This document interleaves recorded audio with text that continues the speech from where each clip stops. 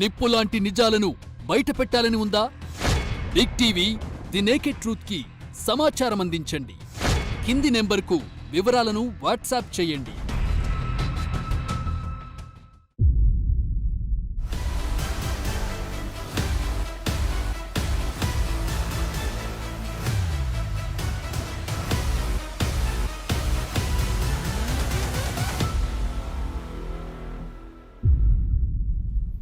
Welcome to the naked truth. సంచలన విషయాలను మీ ముందుకు తెస్తున్న Big TV the naked truth ఈసారి హైదరాబాద్ నడిబొడ్డున జరిగిన ఓ అరాచకాన్ని మీ ముందుకు తెచ్చింది.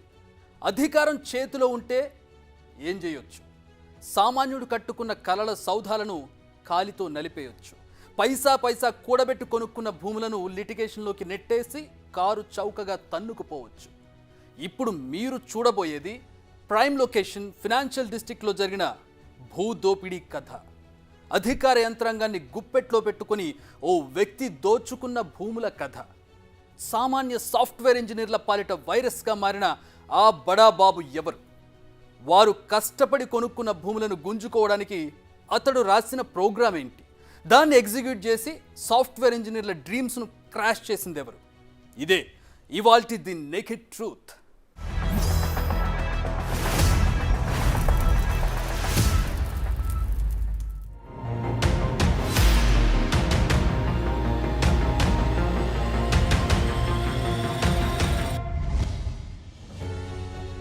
హెలీప్యాడ్, ఖరీదైన లొకేషన్లో లగ్జూరియస్ హెలీప్యాడ్. అటువైపు అమెరికన్ కాన్సులేట్, ఇటువైపు మైక్రోసాఫ్ట్. చుట్టూ హై క్లాస్ అపార్ట్మెంట్స్. డైరెక్ట్ పాయింట్లోకి వచ్చేస్తే ఇక్కడున్న 8 ఎకరాలకు పైగా ల్యాండ్ ప్రస్తుతం బోయినపల్లి శ్రీనివాసరావు పేరిట ఉంది. దీన్ని ఆయన హైదరాబాద్ ఎయిర్లైన్స్ కు లీజ్కిచ్చారు. ఆ కంపెనీ కూడా బోయినపల్లి శ్రీనివాసరావు. ప్రతిమా గ్రూప్ ఓనరే ఈ బోయినపల్లి శ్రీనివాసరావు. ఇంకా చెప్పాలంటే బీఆర్ఎస్ పార్టీలో కీలక నేత, మాజీ సీఎం కేసీఆర్ కు అత్యంత సన్నిహితుడైన బోయినపల్లి వినోద్ కు స్వయాన సోదరుడు. కేసీఆర్ హయాంలో ఎన్నో ప్రభుత్వ కాంట్రాక్టులను కూడా ప్రతిమ గ్రూప్ ద్వారా దక్కించుకున్నారాయన. బీఆర్ఎస్ పాలనలో ఓ రకంగా హవా చెలాయించింది బోయినపల్లి కుటుంబం. శ్రీనివాసరావుకు ఇంత ఇంట్రడక్షన్ ఇవ్వడం వెనుక రీజన్ ముందు ముందు మీకే అర్థమవుతుంది. పక్కాగా ప్రైమ్ లొకేషన్లో ఉన్న ఈ ఏరియాలో బోయినపల్లి శ్రీనివాసరావు గజం ఎంత కొన్నారో తెలుసా? 5,000 లోపే. పక్కాగా చెప్పాలంటే 4,340 రూపాయలకే. అవును, మీరు విన్నది నిజమే. హాట్ కేకు లాంటి ఫైనాన్షియల్ డిస్ట్రిక్ట్లో అమెరికన్ కాన్సులేట్ కు కూతవేటు దూరంలో ఈ మధ్య ఎకరా 100 కోట్లు పలికిన నియోపోలిస్ కు దగ్గరలో ఉన్న ఈ భూమిని సరిగ్గా ఏడాది క్రితం కేవలం గజం 5,000 చొప్పున కొన్నారు. కాదు, కొట్టేశారు బోయినపల్లి శ్రీనివాసరావు. కావాలంటే సొసైటీ బ్యాంక్ స్టేట్మెంట్ చూడండి. 8 ఎకరాల 7 గుంటల కోసం దాదాపు 17 కోట్ల మొత్తాన్ని బోయినపల్లి శ్రీనివాసరావు అకౌంట్ నుంచి సొసైటీ అకౌంట్కి ట్రాన్స్ఫర్ అయినట్లు స్పష్టంగా ట్రాన్సాక్షన్ కనిపిస్తోంది. దీనికి ముందుగాని తర్వాతగాని బోయినపల్లి శ్రీనివాసరావు నుంచి సొసైటీకి ఎలాంటి ట్రాన్సాక్షన్స్ జరగలేదు. ఈ లెక్కను చూస్తే గజానికి 5,000 లోపే లెక్కగట్టి ఆయన కొట్టేసినట్లు స్పష్టంగా తేలిపోతోంది. అక్కడ వాస్తవానికి గజం విలువ 1,00,000 నుంచి 1,50,000 పలుకుతోంది. కనీసం 1,00,000 వేసుకున్న ఎకరాకు 48 కోట్లు పలకాలి. అదే 1,50,000 వేసుకుంటే 72 కోట్లు పలకాలి.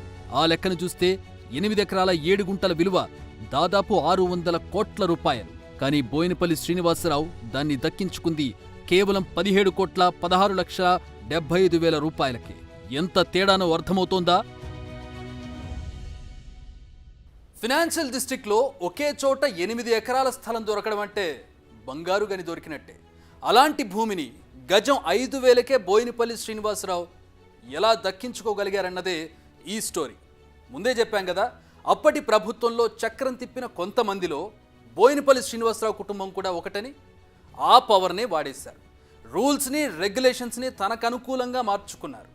దాదాపు 20 ఏళ్ల పాటు చిక్కుల్లో ఉన్న ఈ భూమిని కాపాడుకుంటూ వచ్చిన సాఫ్ట్వేర్ ఇంజనీర్లను నిలువునా ముంచేసి తమ ఖాతాలో వేసేసుకున్నారు. అందుకు బోయినపల్లి శ్రీనివాసరావు వేసిన స్కెచ్ అలాంటిది కాదు.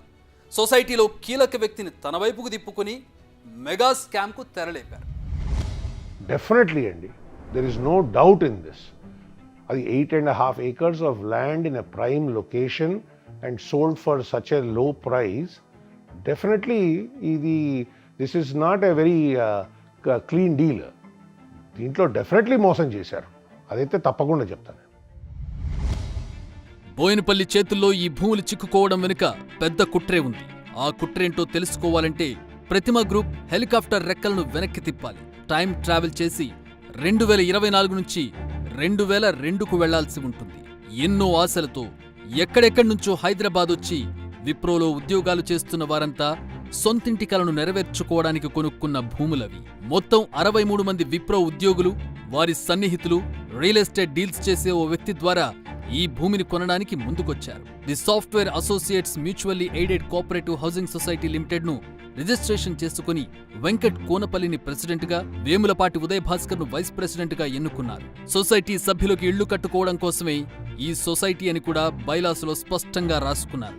సొసైటీ ద్వారా 2002 నవంబర్, డిసెంబర్ నెలల్లో వట్టినాగులపల్లిలోని 181, 189 సర్వే నెంబర్లలో 8 ఎకరాల 7 గుంటల భూమిని పవర్ ఆఫ్ అటార్నీ పద్ధతిలో కొనుగోలు చేశారు.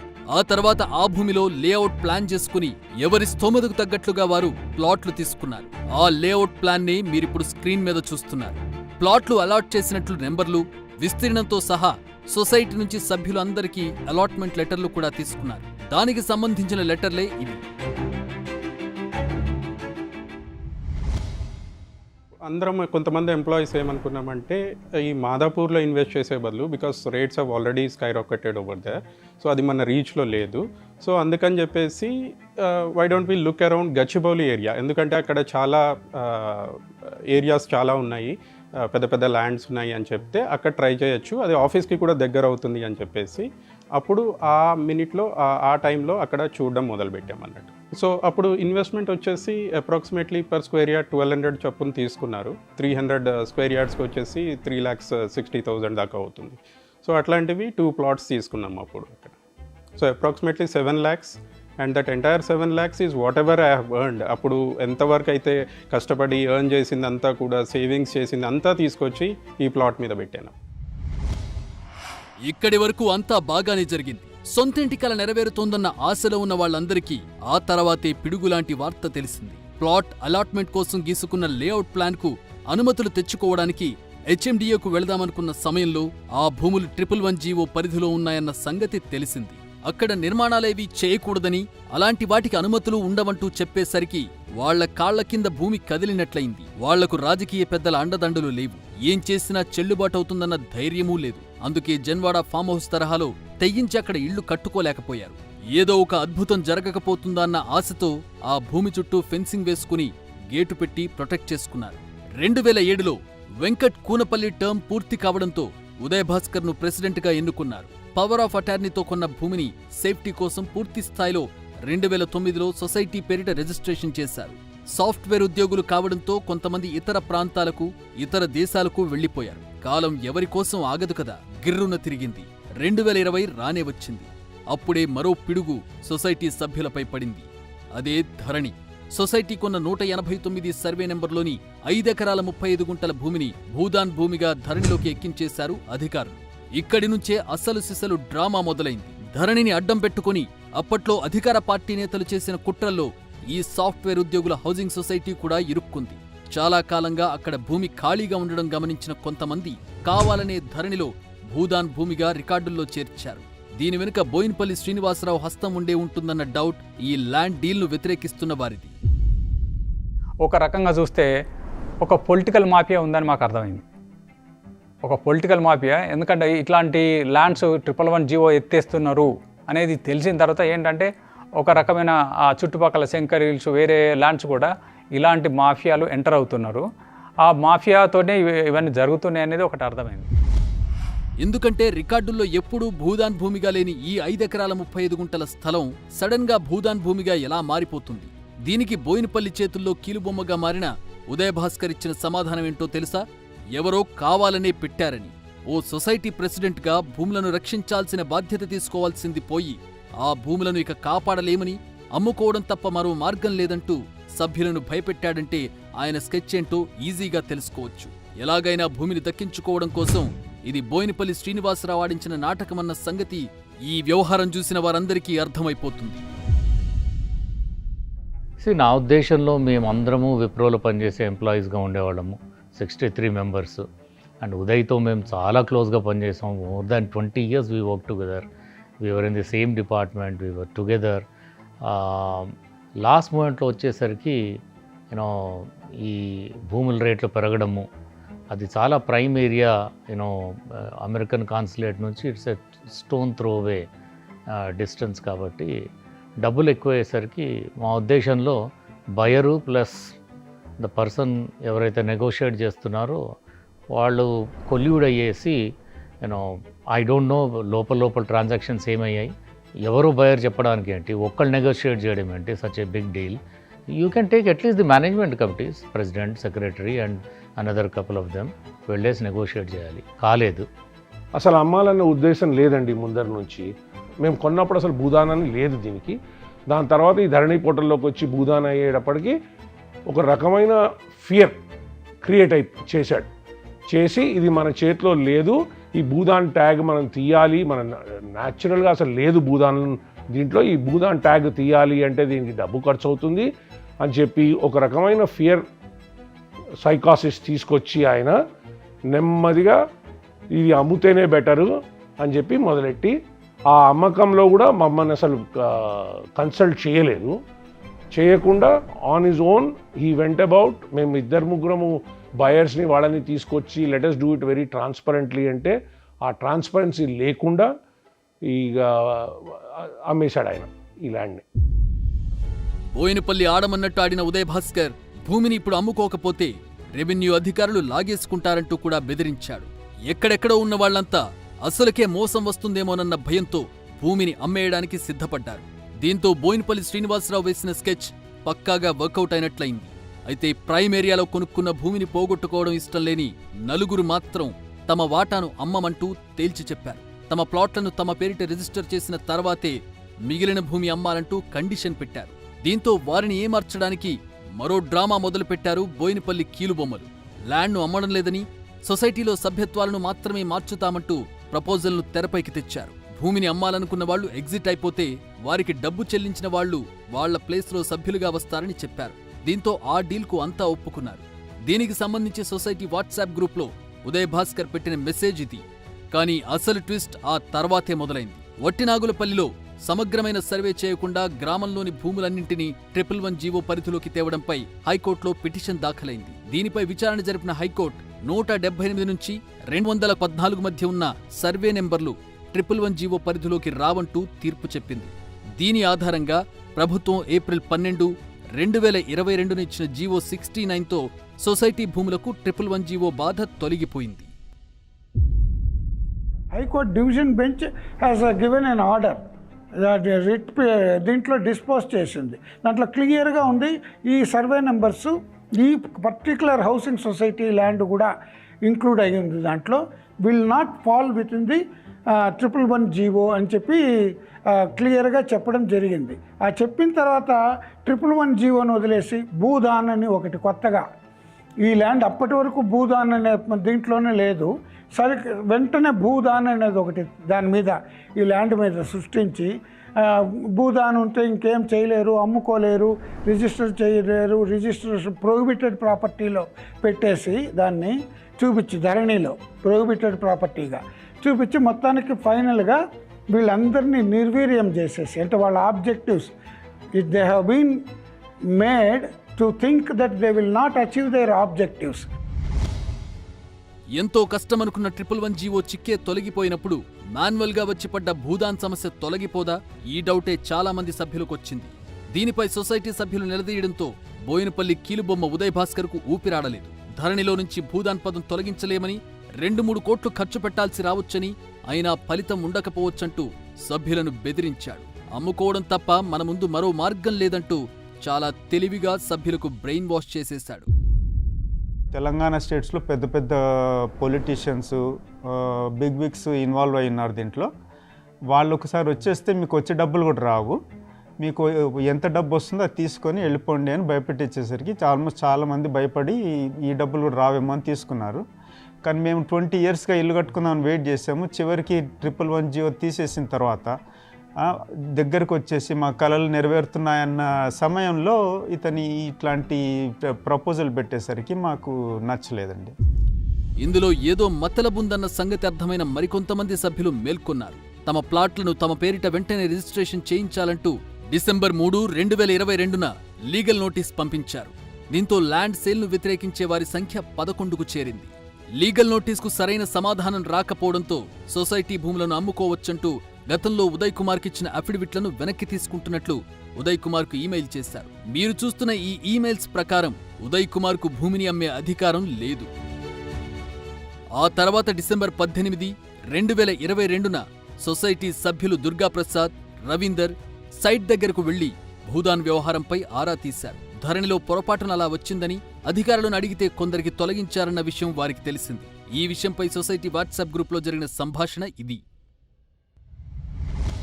సో నేను మా ఫ్రెండ్ దుర్గాప్రసాద్ మీ ఇద్దరం వెళ్ళాము ఆ లొకేషన్కి వెళ్ళిన తర్వాత ఏమైందంటే ఇలా భూదాన్ ట్యాగ్ ఉంది అని చెప్పారు. అయితే మేము ఈ క్రమంలో మేము ఏం చేసామంటే వేరే ఆ పక్క సైట్ల వాళ్ళని ప్లస్ అటు పోలీస్ ల్యాండ్ వాళ్ళని ఎంక్వైరీ చేసినప్పుడు ఏమైందనంటే సో భూదాన్ ట్యాగ్ అనే ల్యాండ్ వేరే డిఫరెంట్గా ఉన్నది, ఇది మన ల్యాండ్లోకి రాదు అనేది ఒకటి తెలిసింది. కాకపోతే ఏంటంటే వీళ్ళు కావాలని ట్యాగ్ చేసినని మాకు అప్పుడు అర్థమైంది. సో పక్క వాళ్ళని కూడా ఎంక్వైరీ చేసినప్పుడు వాళ్ళకు కూడా ఏంటంటే వాళ్ళ ల్యాండ్కి లేదు, ఆల్ ఆఫ్ సడన్గా వచ్చి ఈ ల్యాండ్కి ఎందుకు వచ్చింది అనేది మాకు ఒక డౌట్ వచ్చింది. అది ఓ అప్లికేషన్ పెట్టుకుని భూదాన్ ట్యాగ్ తొలగించే అవకాశం ఉన్నప్పటికీ సొసైటీ ల్యాండ్ను అమ్మేయడానికి ఎందుకు ప్రయత్నిస్తున్నారన్నది సొసైటీ సభ్యులకు అర్థం కాలేదు. ఉదయ్ భాస్కర్ వెనుక చక్రం తిప్పుతోంది బోయినపల్లి శ్రీనివాసరావు అన్న సంగతి వారికి అప్పటికి తెలియలేదు. కానీ తెర వెనుక ఉండి నడిపించింది బోయినపల్లి శ్రీనివాసరావు అనడానికి పక్కాగా ఓ ఆధారం ఉంది. అదే సొసైటీ బ్యాంక్ అకౌంట్ స్టేట్మెంట్. ఈ స్టేట్మెంట్ను జాగ్రత్తగా చూడండి. సెప్టెంబర్ 8, 2022 నాడు సొసైటీ అకౌంట్లో చెక్ ద్వారా 10 లక్షలు డిపాజిట్ అయ్యాయి. దీన్ని డిపాజిట్ చేసింది ఏబీవీఎస్ ప్రకాష్ రావు. ఈయన డబ్బులు ఇవ్వడమే ఈ కేసులో హైలైట్. ఎందుకంటే ఈ ఏబీవీఎస్ ప్రకాష్ రావు బోయినపల్లి శ్రీనివాసరావుకు రైట్ హ్యాండ్. ఆయన కంపెనీలో కీలక వ్యవహారాలన్నీ చక్కబెట్టేది ఈయనే. బోయినపల్లి పేరు బయటకు రాకుండా ఉండడానికే సొసైటీకి ఏబీవీఎస్ ప్రకాష్ రావు ద్వారా అడ్వాన్స్ ఇప్పించారు. మొత్తం డీల్ అయిపోయాక జనవరి 25, 2023న ఆ డబ్బులను తిరిగి ఏబీవీఎస్ ప్రకాష్ రావుకు ట్రాన్స్ఫర్ చేసేశారు. ఒకవేళ నిజంగానే ఏబీవీఎస్ ప్రకాష్ రావు భూమిని కొనాలనుకుని అడ్వాన్స్ ఇచ్చి ఉంటే అతనికి ఎందుకు అమ్మలేదు? అసలు అడ్వాన్స్ కూడా ఇవ్వని బోయినపల్లి శ్రీనివాసరావుకు భూమిని ఎందుకు రిజిస్ట్రేషన్ చేశారు? ఈ విషయాన్ని కాసేపు పక్కన పెట్టి స్టోరీలో కాస్త వెనక్కు వెళదాం. సొసైటీ భూములు అమ్మకం వెనుక ఏదో గూడుపుఠాణీ జరుగుతోందన్న అనుమానం అప్పటికే 11 మంది సొసైటీ సభ్యులకు బలపడింది. ఇక చూస్తూ ఊరుకుంటే లాభం లేదని డిసెంబర్ 31, 2022న కోఆపరేటివ్ సొసైటీస్ రిజిస్ట్రార్, ఐఏఎస్ అధికారి రఘునందన్ రావును కలిశారు. సొసైటీలో జరుగుతున్న అక్రమాలన్నింటినీ వివరించారు. వెంటనే స్పందించిన రఘునందన్ రావు దీనిపై సమగ్ర విచారణకు ఆదేశించారు. ఆ ఆర్డర్ కాపీని ఇప్పుడు మీరు స్క్రీన్పై చూస్తున్నారు.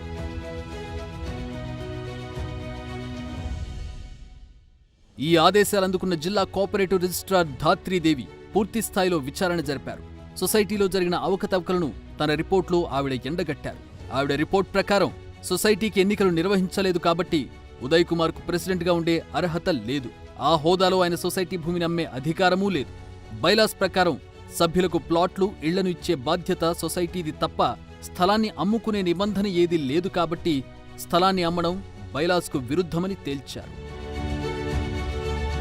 డీసీఓ ఇచ్చిన రిపోర్ట్ ప్రకారం సొసైటీకి వట్టినాగులపల్లిలో భూమిని అమ్మే అధికారం సొసైటీకి గాని ఉదయ్ భాస్కర్కు గానీ లేదు. కానీ బోయినపల్లి డైరెక్షన్లో నడుస్తున్న ఉదయ్ భాస్కర్ సభ్యుల నుంచి అఫిడవిట్లు తీసుకుని సేల్ డీడ్స్ చేసేశారు. ఇక్కడ కూడా ఖతర్నాక్ గేమ్ ప్లాన్ చేశారు.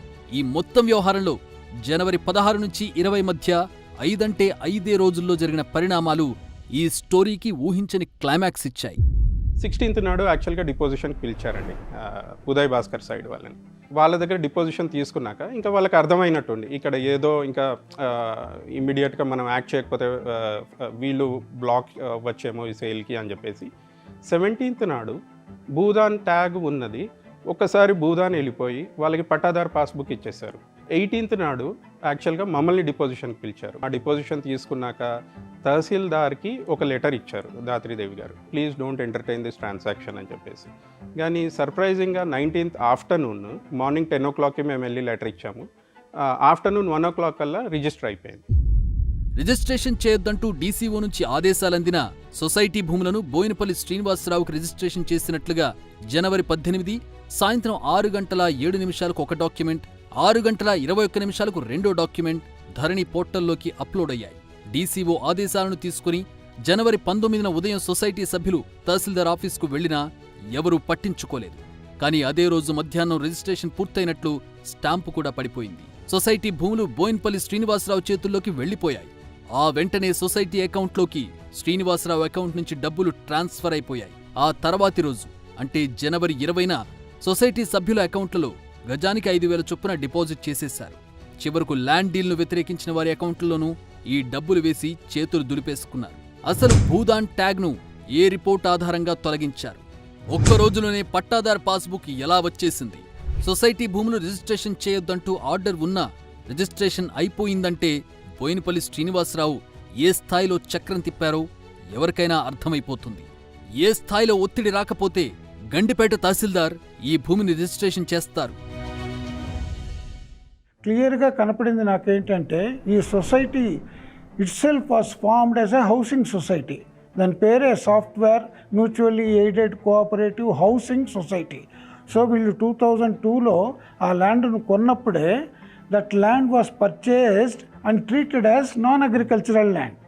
When that was treated as non-agricultural land belonging to a cooperative society for the very purpose of laying plots వేయాలి, లేఅవుట్ చేయాలి అనే ముఖ్యోద్దేశంతో ఆ సొసైటీ ల్యాండ్ను కొంటే దాన్ని అగ్రికల్చరల్ ల్యాండ్ కింద తహసీల్దార్ ఎలా రిజిస్ట్రేషన్ చేశారో నాకు అర్థం కాలేదు.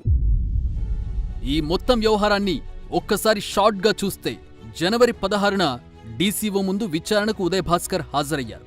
జనవరి 17న రికార్డులో నుంచి భూదాన్ పదం తొలగించి సొసైటీకి పట్టా పాస్బుక్ ఇచ్చేశారు. జనవరి 18న సొసైటీ భూములను రిజిస్ట్రేషన్ చేయొద్దంటూ తహసీల్దార్కు డీసీఓ నోటీస్ పంపించారు. జనవరి 19న బోయినపల్లి శ్రీనివాసరావు పేరిట సొసైటీ భూములను తహసీల్దార్ రిజిస్ట్రేషన్ చేసేశాడు. జనవరి 20న సొసైటీ సభ్యుల అకౌంట్లోకి గజం 5,000 చొప్పున డబ్బులు డిపాజిట్ అయిపోయాయి. అధికారం చేతుల్లో ఉంటే ఎంత అడ్డగోలుగా పనులు చేసుకోవచ్చనడానికి ఈ 5 రోజుల్లో జరిగిన సంఘటనలే నిదర్శనం. 2 ఏళ్ల పాటు సొసైటీని పీడించిన ధరణిలో భూదాన్ సమస్య బోయినపల్లి శ్రీనివాసరావు తలుచుకోగానే ఒక్క రాత్రిలో మారిపోయింది. అసలు సొసైటీ భూములను అమ్ముకోవాలనుకున్నదే భూదాన్ సమస్య రావడం వల్ల. అదే లేనప్పుడు అమ్ముకోవాల్సిన అవసరమే ఉండదు. అంతవరకు మా ప్రెసిడెంటే మోసగాడు అని మేము నిర్ణయించుకున్నాము. దాని తర్వాత తెలిసింది ఏంటంటే రిజిస్ట్రేషన్ అయిపోయింది కదా 19 జనవరిలో. ధరణిలో క్లియర్గా పేరు తెలుస్తూ ఉంది. బోయినపల్లి శ్రీనివాసరావు కరెంట్ ఓనర్ అని చెప్పేసి ధరణిలో చూపిస్తూ ఉంది. అది రిజిస్ట్రేషన్ కాకముందు ఇట్లా అవుతుంది అని తెలిసి గండిపేట తహసీల్ ఆఫీస్కి వెళ్ళేసి కూడా రిక్వెస్ట్ చేసుకున్నాం తహసీల్దార్ని. అతను ఒప్పుకోలేదు. కోఇన్సిడెంట్లీ ఇతను బోయినపల్లి శ్రీనివాసరావు అదే ఆఫీస్లో ఉన్నాడు. అతను కొనుగోలుదారని మాకు అప్పటికి తెలియదు. ఆయనతో కూడా 10 నిమిషాలు మాట్లాడాం. అతను ఎవరో తెలియక మాట్లాడాం. అది అయిన గంట తర్వాత మొత్తం ప్రాసెస్ కంప్లీట్ చేసేసారండి. అంటే కావాలనే ధరణిలో భూదాన్ భూమిగా చూపించి సొసైటీ సభ్యులను బెదిరించి బోయినపల్లి శ్రీనివాసరావు ఈ భూములను లాక్కున్నారా? 600 కోట్ల విలువైన భూమిని కారు చౌకగా 17 కోట్లకే కొట్టేశారా? అసలు సొసైటీ భూములు భూదాన్ భూములుగా రికార్డుల్లో చేర్చిందెవరు? వాటిని తొలగించకుండా చివరిదాకా అడ్డుపడిందెవరు? బోయినపల్లి శ్రీనివాసరావు కొనగానే రికార్డుల నుంచి భూదాన్ అన్న పదం ఎలా మాయమైంది? భూదాన్ ట్యాగ్ రాత్రికి రాత్రి తొలగిపోయే అవకాశం ఉన్నప్పుడు 600 కోట్ల విలువైన భూమిని 17 కోట్లకే శ్రీనివాసరావుకు ఉదయ్ భాస్కర్ ఎందుకు అమ్మేశారు? అలా అమ్మేసినందుకు ఎక్స్ట్రాగా ఏమైనా ఉదయ్ భాస్కర్కి అందాయా? అందుకే సొసైటీ సభ్యులను బెదిరించి భయపెట్టి ఈ ల్యాండ్ అమ్మేశారా?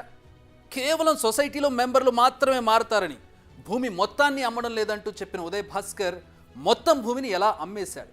అసలు భూమిని అమ్మే అధికారమే లేని ఉదయ్ భాస్కర్ సంతకాన్ని గండిపేట తహసీల్దార్ ఎలా ఆమోదిస్తాడు? డీసీఓ నుంచి స్పష్టమైన ఆదేశాలు వచ్చినా గండిపేట తహసీల్దార్ ఎందుకు రిజిస్ట్రేషన్ చేశారు? ఈ ప్రశ్నలన్నిటికీ ఇప్పుడు సమాధానం కావాలి.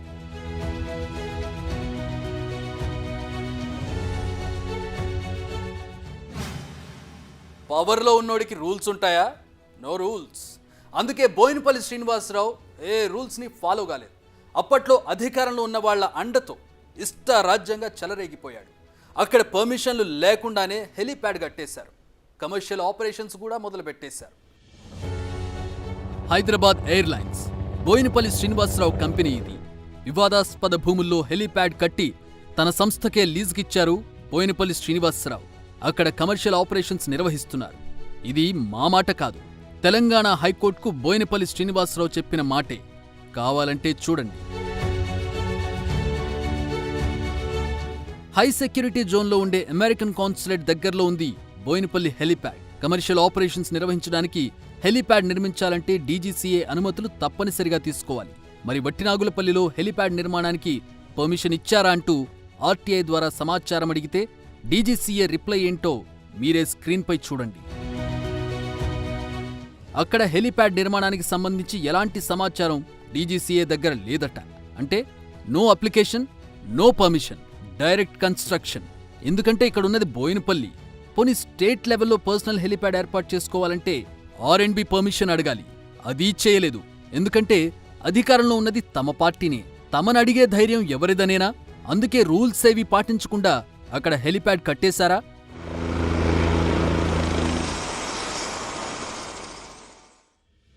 అంత హడావిడిగా ఇక్కడ హెలీప్యాడ్ కట్టడానికి కారణమేంటో తెలుసా? బోయినపల్లి శ్రీనివాసరావు సొంతగా హెలికాప్టర్ కొనుక్కోవడం.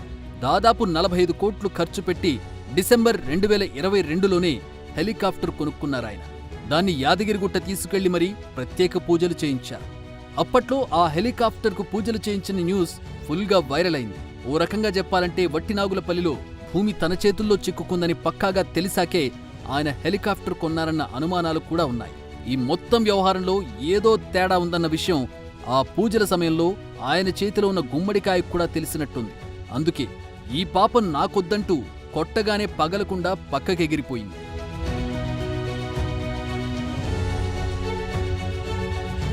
హౌసింగ్ సొసైటీలో బోయినపల్లి కావలసినట్లుగా చేయడానికి ఎన్నో అక్రమాలకు పాల్పడ్డారు. రికార్డులను తారుమారు చేశారు. అధికారులను మాయ చేయడానికి ఏకంగా చనిపోయిన సొసైటీ సభ్యులు కూడా ఏజీఎంకు హాజరైనట్లు చూపించారు. కావాలంటే ఈ లలితవల్లి సంతకం చూడండి. నవంబర్ 2007, 2008, 2009 చివరకు 2021లో కూడా జనరల్ బాడీ మీటింగ్కు హాజరైనట్లు ఆమె ఆడిట్ రిపోర్ట్ను ఆమోదిస్తూ సంతకం చేసినట్లు చూపించారు. కానీ 2007 జనవరిలోనే ఆమె మృతి చెందారు. దాన్ని ధృవీకరించే ఆమె డెత్ సర్టిఫికెట్ ఇదే. లలితవల్లి చనిపోయిన తర్వాత ఆమె ప్లాట్ను ఆమె తల్లికి బదలాయించారు. బోయినపల్లి ఆడించిన గేమ్తో ప్లాట్ మొత్తానికే పోతుందన్న భయంతో ఆమె దాన్ని అమ్మేశారు. కానీ మొదట్లో ఉన్న రికార్డు ప్రకారం సంతకాలను ఫోర్జరీ చేసిన బోయినపల్లి ముఠా లలితవల్లి చనిపోయిందన్న విషయాన్ని గుర్తుంచుకోలేదు. సొసైటీలో ఎంత అడ్డగోలుగా వ్యవహరించారో అర్థం చేసుకోవడానికి ఈ ఒక్క ఎగ్జాంపుల్ చాలు. 111 జీవో ముప్పు తొలగిపోయినా ధరణి బూచిని చూపించి ఆ స్థలాన్ని కొట్టేశారు బోయినపల్లి శ్రీనివాసరావు. పైకి అంతా చట్టబద్ధంగానే జరిగిందని చూపించినా దాని వెనుక ఉన్న బొక్కలే ఇవన్నీ.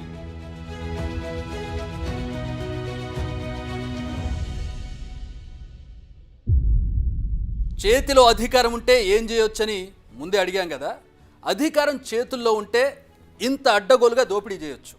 ఎస్, అప్పట్లో అధికారంలో ఉన్న వాళ్ళు ధరణి పేరుతో సామాన్యులను ఎలా ముంచారో చెప్పడానికి ఇంతకన్నా పెద్ద ఉదాహరణ ఉండదు.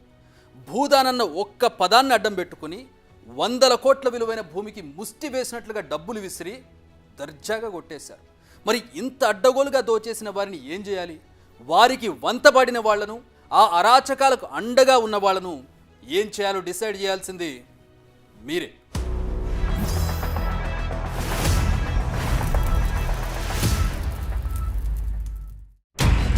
నిప్పులాంటి నిజాలను బయట పెట్టాలని ఉందా? Big TV the naked truth కి సమాచారం అందించండి. కింది నెంబర్కు వివరాలను వాట్సాప్ చేయండి.